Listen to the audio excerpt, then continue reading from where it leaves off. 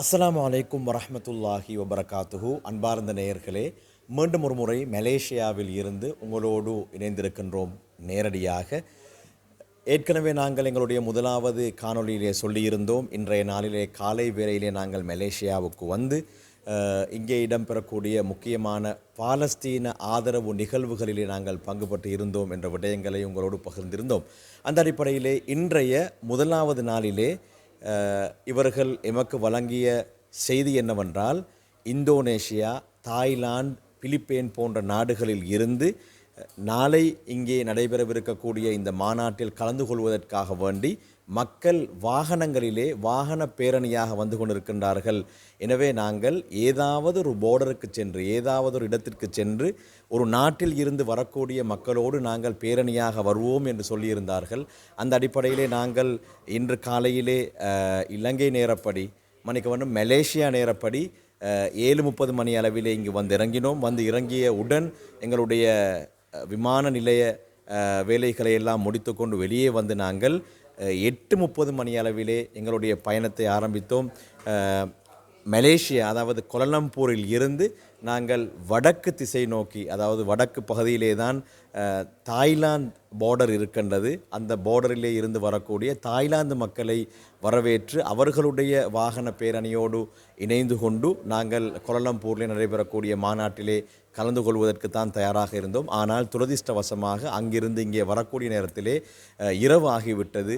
இன்று மலேசியாவிலே அதிகமான மழை பெய்து கொண்டிருக்கின்றது. குறிப்பாக இந்த வடக்கு பகுதியிலே கொட்டபாரு என்ற பகுதியிலே அதிகமான மழையாகவும் இருந்தது. எனவே அங்கிருந்து வந்த மக்கள் ஒரு பள்ளி வாயிலே தங்கியிருக்கிறார்கள். இன்ஷா அல்லாஹ் நாளைய தினம் அவர்கள் கோலாலம்பூரை நோக்கி நகருவார்கள். அவர்களோடு நாங்கள் வாகன பேரணியோடு கலந்து நாங்களும் அந்த தலைநகருக்கு செல்வதற்கு தயாராக இருக்கின்றோம். இங்கே முக்கியமான விடயம், மலேசியாவிலே நடைபெறக்கூடிய இந்த பாலஸ்தீன ஆதரவு மாநாடு. அது பற்றி ஷேக் ஹைதர் அவர்கள் சொல்லுங்கள். முதலிலே, ஏனைய இடங்களிலே நடைபெறக்கூடிய மாநாடுகளை போன்றதல்ல இது. இது ஒரு வித்தியாசமான முறையிலே நன்கு திட்டமிடப்பட்ட ஒரு மாநாடு. எதிர்வரக்கூடிய செப்டம்பர் மாதம் ஜெனீவாவிலே நடைபெறவிருக்கக்கூடிய அந்த மனித உரிமை மாநாட்டிலே பாலஸ்தீனத்தை தனிநாடாக அங்கீகரிக்க பல நாடுகள் உத்தேசித்துள்ளது. அவர்களுக்கு இன்னும் அழுத்தம் கொடுக்க வேண்டும் என்ற அடிப்படையிலே தான் மலேசியாவிலே சின்டா காசா என்ற அமைப்பின் ஊடாக மிக பிரம்மாண்டமான இன்னும் பல அமைப்புகளையும் சேர்த்து கொண்டு இந்த நிகழ்வை ஏற்பாடு செய்திருக்கிறார்கள். நாளைய தினம் உத்தியோகபூர்வமாக ஒவ்வொரு நாடுகளிலிருந்து வரக்கூடிய வாகன பேரணிகள் கோலாலம்பூரை வந்து சேரும். நாளை இரவு ஒரு மிகப்பெரிய மாநாடு நடைபெறவிருக்கின்றது. நாளை மறுதினமும் மிகப்பெரிய ஒரு மாநாடு நடைபெறவிருக்கின்றது. அந்த மாநாட்டிலே மலேசிய பிரதமர் கௌரவ அன்வர் இப்ராஹிம் அவர்கள் கலந்து சிறப்பிக்கவிருக்கின்றார்கள். அதே போன்று அப்துல் ரஹ்மான் அவர்கள், எங்களுடைய ஏற்பாடு மிக சிறப்பாக இருக்கிறது. நாங்கள் விமான நிலையத்தில் இறங்கிய உடனேயே எங்களுக்கான ஒரு பிரமாணமான வாகன ஏற்பாடு, அதே போன்று ஒரு 4-5 உதவியாளர்கள் எங்களோடு தந்து எங்களுக்கான அத்தனை ஏற்பாடுகளையும் செய்து தந்திருக்கிறார்கள். அதே போன்று இங்கே ஏற்பாடு செய்யக்கூடிய அந்த வாலிபர்கள் பற்றி நீங்கள் சொல்ல வேண்டும், பல்கலைக்கழக மாணவர்கள் பற்றி. நிச்சயமாக இங்கே பல்கலைக்கழகங்களிலே பயிலக்கூடிய மாணவர்கள் எந்த விதமான எதிர்பார்ப்பும் இல்லாமல் பாலஸ்தீன மக்கள் விடுதலை அடைய வேண்டும், எம்மை போன்று அவர்களும் நிம்மதியாக வாழ வேண்டும் என்ற ஒரு நோக்கத்தோடு இரவு பகலாக பாடுபடுகின்றார்கள். அவர்களை பார்த்தவுடன் பொறாமையாக இருக்கின்றது. எங்களுடைய ஈமானிய உறவுகளுக்காக நாங்கள் என்ன செய்திருக்கின்றோம் என்று எண்ண தோன்றும் அளவுக்கு அவர்கள் பாடுபடுகின்றார்கள்.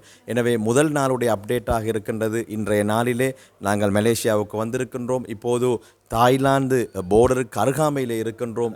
நாங்கள் கோலாலம்பூரிலிருந்து சுமார் 600 கிலோமீட்டர் தூரம் நாங்கள் ஃப்ளைட்டிலிருந்து இறங்கியவுடன் இப்பொழுது கொஞ்ச நேரத்துக்கு முன்னு தான் வந்து சேர்ந்தோம் இந்த இடத்துக்கு, அதாவது கொட்டபாரு என்று சொல்லக்கூடிய பிரதேசத்துக்கு. நிச்சயமாக நாளைய தினத்தை பொறுத்தவரையிலே இலங்கையிலிருந்தும் 20 பேர்கள் வரை இந்த மாநாட்டிலே கலந்து கொள்ள இருப்பதாக குறிப்பிட்டு சொல்லப்போனால் முஸ்லீம் அல்லாதவர்கள், பாராளுமன்ற உறுப்பினர்கள், முஸ்லீம் அல்லாத வழக்கறிஞர்கள் என பலர் வருகை தர இருக்கிறார்கள். நிச்சயமாக அந்த அடிப்படையிலே என்பிபி பாராளுமன்ற உறுப்பினர் சகோதரர் டாக்டர் நஜித் இந்திக் அவர்கள், அதே போன்று சட்டத்தரணி நுவான் போபகே, அதே போன்று அகில இலங்கை ஜம்மியத்துல் உலமாவுடைய கௌரவ பொதுச் செயலாளர் ஷேக் ஹர்கம் நூராமித் அவர்களும் கலந்து சிறப்பிக்க உள்ளதாக கேள்விப்பட்டேன். எவ்வளவு தூரம் உண்மை என்று தெரியவில்லை.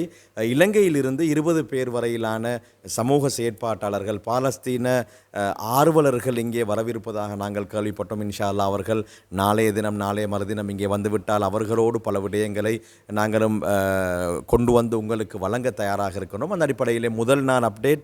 நாங்கள் மலேசியாவுக்கு வந்திருக்கின்றோம். இங்கே பிரம்மாண்டமான ஏற்பாடுகள் செய்யப்பட்டிருக்கின்றன. உத்தியோகபூர்வமாக நாளைய தினம் 22ஆம் தேதி முதல் 24ஆம் தேதி வரை மாபெரும் எதிர்ப்பு மாநாடு, பேரணி, கண்காட்சி என பலவிதமான விடயங்கள் இங்கே ஏற்பாடு செய்யப்பட்டிருக்கின்றன.